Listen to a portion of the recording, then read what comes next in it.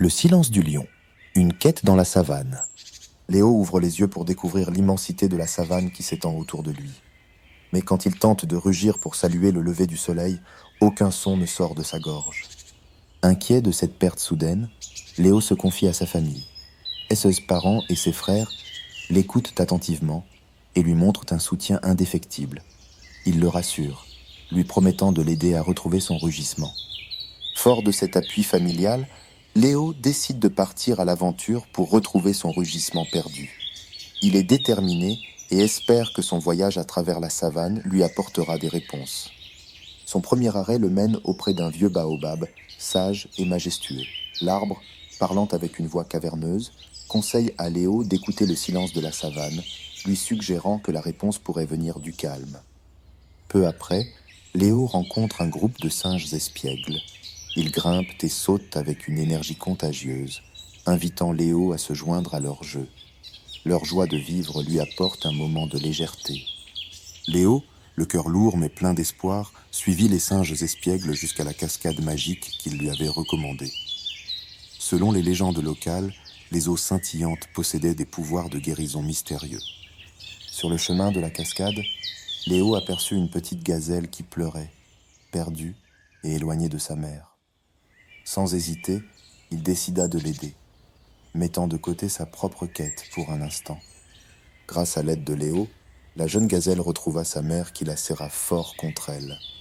Reconnaissante, la mère gazelle lui parla de la colline Echo, réputée pour aider ceux qui avaient perdu leur voix. Continuant sa route, Léo rencontra une tortue ancienne, sage parmi les sages de la savane. Elle lui raconta des légendes anciennes et lui conseilla de réfléchir à ceux qui comptaient vraiment pour lui. Inspiré par les paroles de la tortue, Léo s'assit pour méditer près d'un cours d'eau, tranquille. Alors qu'il réfléchissait à ses véritables désirs, il réalisa l'importance de son voyage, bien au-delà de retrouver son rugissement. Léo, inspiré par la résilience des oiseaux migrateurs, comprenait que chaque épreuve était une chance de grandir. Leur volume gracieux et leur capacité à surmonter les obstacles lui enseignaient la persévérance. Alors qu'une pluie soudaine commençait à tomber, Léo trouva refuge sous un grand arbre. Là, il fit la rencontre d'un renard rusé qui lui raconta des histoires de courage et de ténacité face au danger.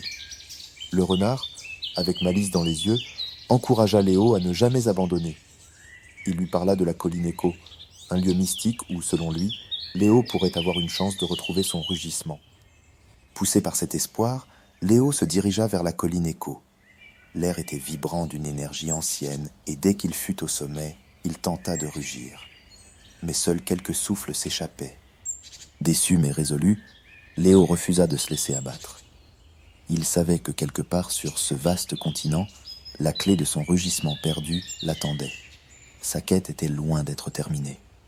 Léo, accompagné de l'éléphant sage, se dirige vers la vallée des vents, un lieu réputé pour ses brises mystérieuses qui murmurent des secrets anciens. Ensemble, ils marchent en discutant des mythes de la savane. Au cours de leur voyage, ils viennent en aide à un bébé hippopotame qui lutte pour se libérer de la boue épaisse qui l'entoure.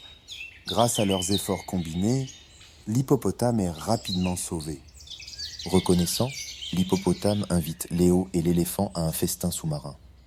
Là, entre les algues et les bulles, ils échangent des histoires sur la peur, la confiance et la force de l'entraide. Arrivé à la vallée des vents, Léo est accueilli par une symphonie de sons éoliens. Chaque rafale semble porter un encouragement, poussant Léo à libérer sa voix, longtemps perdue mais jamais oubliée. Malgré l'inspiration des vents, lorsque Léo tente de rugir, seuls quelques faibles murmures s'échappent. Pourtant, son esprit reste inébranlable, nourri par l'espoir et les récits de courage partagés par ses nouveaux amis. Léo, toujours animé par l'espoir, rencontre un vieux crocodile au bord de la rivière. Ce dernier, impressionnant par sa sagesse, lui parle de la persévérance nécessaire pour surmonter les épreuves. Léo écoute attentivement, absorbant chaque mot.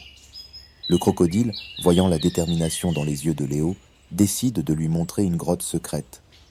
Selon les légendes, cette grotte mystique a aidé de nombreux animaux à retrouver leur voie perdue. Intrigué, Léo accepte de suivre. À l'entrée de la grotte, Léo ressent une énergie inhabituelle, presque magique, qui semble envelopper le lieu. Poussé par une force intérieure, il pénètre dans la grotte, ses pattes résonnant sur les pierres anciennes. Encouragé par les échos des histoires de réussite de la grotte, Léo rassemble son courage et tente un rugissement. Au début, seuls quelques faibles sons s'échappent, mais il ne se décourage pas. Il sent que sa voix est proche. Avec chaque essai, le rugissement de Léo devient plus fort et plus clair. Il sent la puissance revenir dans sa gorge, vibrant avec une force nouvelle. Plein de joie, Léo réalise qu'il a enfin retrouvé sa voix. Léo, plein de gratitude, entreprend le chemin du retour vers sa famille. Sur son trajet, il rencontre divers animaux en difficulté. Grâce à sa nouvelle confiance, il les aide avec joie et assurance, se sentant revigoré. Arrivé chez lui, Léo est accueilli par une foule joyeuse. Sa famille et ses amis ont organisé une grande fête en son honneur. Les rires et les chants remplissent l'air, célébrant son retour triomphal. Lors de la fête, Léo prend un moment pour partager les leçons qu'il a apprises durant son voyage. Il parle de l'importance de l'amitié et de la persévérance, inspirant tous les jeunes animaux présents. Enfin, Léo se prépare à montrer à tous qu'il a retrouvé sa voix. Il prend une profonde inspiration, sentant l'énergie de la savane l'envahir. Puis, il pousse un rugissement puissant qui résonne à travers les plaines. Son rugissement, clair et fort, marque non seulement son retour, mais aussi sa transformation. Léo se sent plus connecté que jamais à son environnement et à ceux qui l'entourent, fier d'avoir retrouvé sa voix essentielle.